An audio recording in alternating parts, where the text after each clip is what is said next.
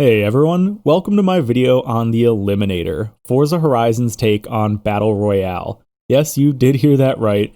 Forza has a new BR-themed game mode coming December 12th that pits you against up to 71 other players in a head-to-head elimination-style match. I was fortunate enough to be part of a select few able to try out this new game mode early for a few hours this past weekend, so let's go ahead and roll some gameplay in the background of one of my better matches, and I'll explain how the heck Car BR works. To start off, everyone begins with the 65 Mini Cooper. You then only get 10 seconds to pick anywhere on the entire map you want to drop at, but unlike most other BR games, you don't get to see where others are spawning. So you've got to guess where the hotspots will be, and once you pick your drop point, there's no backing down. Once you're loaded in, there are a few major objectives to go for. Sometimes you get lucky and spawn near a car drop, drive into it and activate it, and you'll swap to that car. You can also challenge other players in head-to-head races that activate like normal by honking. A destination is set, and it's up to you to get there as fast as you can, however you can. The winner can choose either to get a new car that's one level higher, or take the loser's car. The loser gets eliminated. As is standard with BR games, there is an ever-shrinking circle that forces players closer together as the match goes on. Luckily though, it's pretty tame here. Instead of losing health or horsepower or something, there's just a timer you need to beat.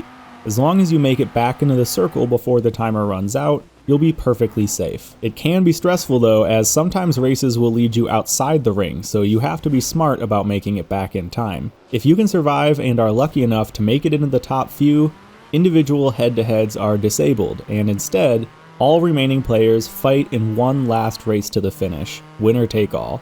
And that's just about all there is to it.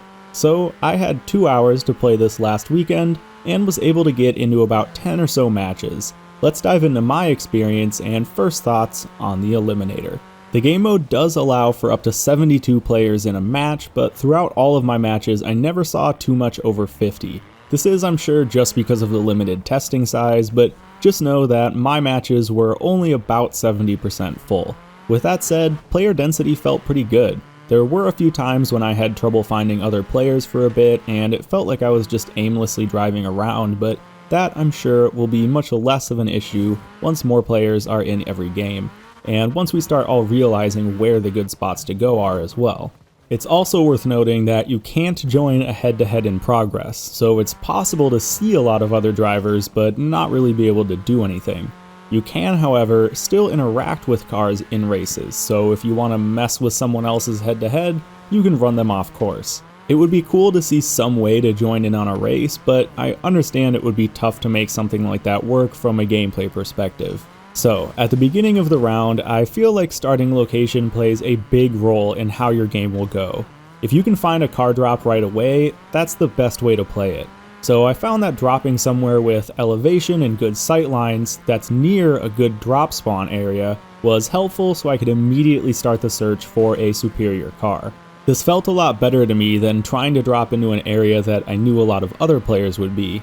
You can try spawning into popular spots and getting into a race right away, but those races take some time, often well over a minute, and at the beginning when everyone's in the minis, the best outcome of a race is only a level 2 car. Meanwhile, you can stumble on level 3 car drops soon after the match starts and avoid the risk of losing early on entirely. To talk quickly about the car's levels, in my limited experience, the highest level car I saw was 8, and it seemed like as the round progressed, more valuable car drops spawned, but I never saw a drop above level 5. There's only a handful of cars for each level, which is a good idea in my opinion, because I want to be able to get really familiar with the available cars, and be able to make some good decisions on which of 2 same level cars would be the best, although it would be cool to see the cars mix up every season or so.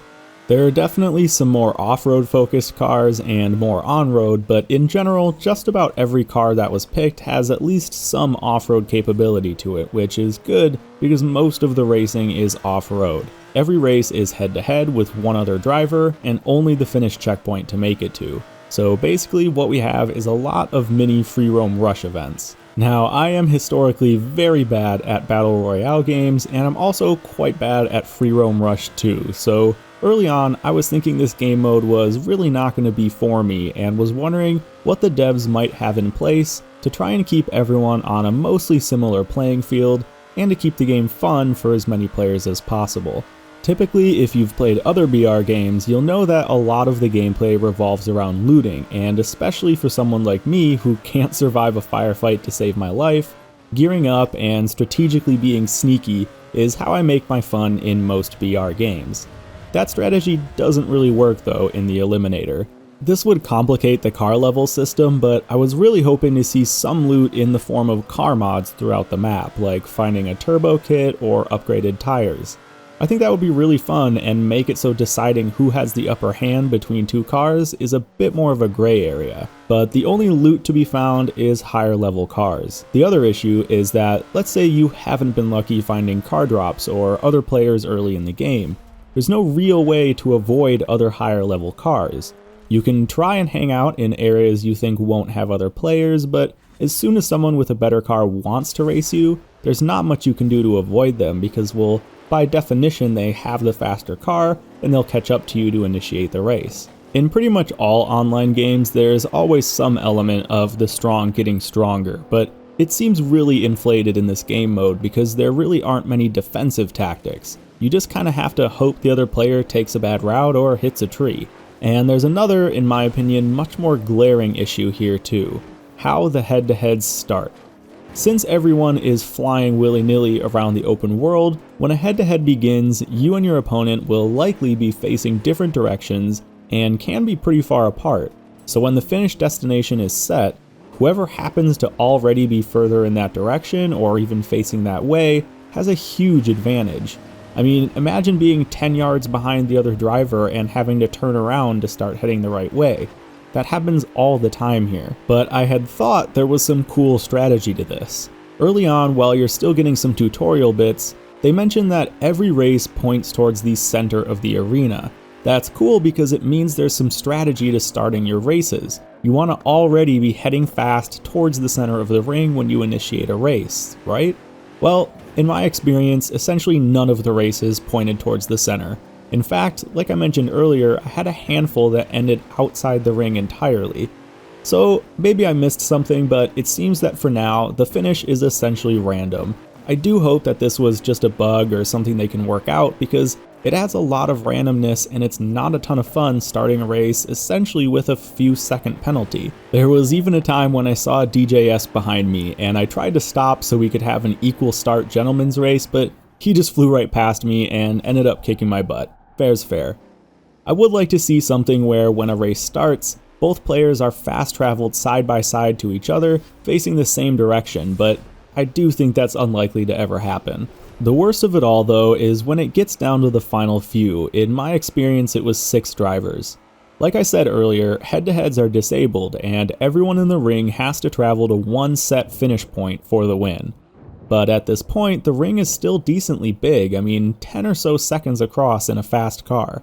So if you're unlucky enough to be on the far side of that ring when the destination is set, you're pretty much screwed. Now, I did notice a few helpful things when it comes to map knowledge, like for example, the blimp will hover over the center of the next ring, so it's easy to get your bearings on the arena without having to open the map and check. So maybe I missed something that shows where the final checkpoint will be, but even so, whoever is closest always gets an advantage. I'm just kind of idea crafting here. I doubt this would ever happen, but I would love to see the final showdown be a real checkpoint race. Have every ring close in near a race start, and then when the time comes, instead of one big, somewhat unfair free roam rush, fast travel everyone to the race start in whatever car they're in, lower level cars get pole position and whatnot, and then have a real checkpoint race determine the winner. There will, of course, always be some elements of randomness and RNG in any Battle Royale style game. You want the beginner to get the really good loot sometimes, and you want to give players advantages over others in certain situations. But in the Eliminator game mode, it's hard to limit the times where you're at that disadvantage or play to certain strategies. In a game mode where there's no second chances, a lot of this gameplay randomness just ends up being not that fun. But hey, enough of that negative talk. Let's finish on some more positive notes and my hopes for the future of this game mode. Ultimately, the Eliminator is a really fun and fresh take on the Battle Royale genre and Forza Horizon's environment. When you think about it, it really fits perfectly into Horizon, and I'm happy it's here. Getting into a good match where you get lucky with your drops and win 3 or 4 head-to-heads, those rounds are so fun, and the feeling of working your way up into higher level cars reminds me a lot of Gun Game in Call of Duty, which is one of my favorite game modes of all time. I would love to see more expansion on this game mode though, as it currently feels pretty bare bones. Let us start in different color minis, or give us liveries to put on our upgraded cars. Give us more loot, whether it be mods to make our cars better, or maybe even temporary gameplay power-ups like a bigger radar to see other cars, or temporary immunity to being challenged. Just something to add more gameplay elements and mix up the gameplay and make us feel like we're making more progress when we're just driving around in the open world, searching for other head-to-heads or upgraded cars. Finally, I really want to see them encourage more skill-based gameplay and rely less on randomness. Make positioning matter, make car choices more difficult, or mix up head-to-heads to encourage more strategy outside of just beelining it through any obstacle to get to the finish. There's a good foundation here, and I definitely am itching to play more and see what the devs have coming in the future. Oh, and also, the Mark IV Supra is a reward from playing, and it's really good. Full Supra video coming out very soon. Alright everyone, thank you so much for watching. I hope to see you out there soon in the Eliminator, but if not, I'll see you in the next video. And remember, what do we always say? Don't get eliminated!